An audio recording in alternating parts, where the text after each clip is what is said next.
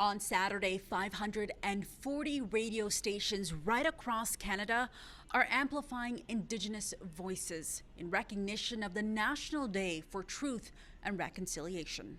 Kiss 92.5 will sound a little different this Saturday. Join us on September 30th for National Day of Truth and Reconciliation. Hear Indigenous truths and storytellers from incredible leaders, survivors, role models, artists, musicians.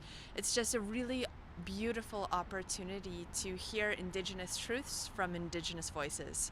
Cindy Blackstock will be taking to the mic on September 30th, giving Canadians an opportunity to learn from the past in ways that prepare us to activate on those Truth and Reconciliation Commission calls to action, and to be able to make sure this never happens again. A Day to Listen first started in 2021 after it was announced ground-penetrating radar confirmed the remains of 215 children were buried at the site of a former residential school in Kamloops, British Columbia. Now in its third year, it's driving change and holding space to acknowledge the hard parts of history that all Canadians should know. I'm hoping that they'll understand that the resilience and the strength of all the First Nations, Métis, and Inuit peoples who have survived through residential schools, and the obligation that we all have to recognize that through action. And how to create justice for families.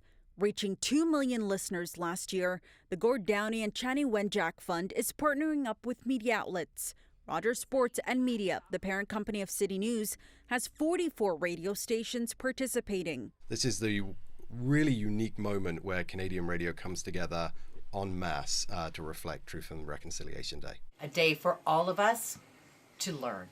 Hoping Canadians will take the day and pause to listen from 6 a.m. to 6 p.m. local time on the radio and online. It's an opportunity to spend 12 hours immersing yourself in the narratives and in the stories so that you can learn and then consider what you want to do with that learning. And walk away with a sense of purpose, a commitment to mobilize greater movement and drive reconciliation forward. Meaningful actions that we can take every day that ultimately act to improve the lives and relationships with Indigenous peoples in this country. In Toronto, I'm Faiza Amin for City News.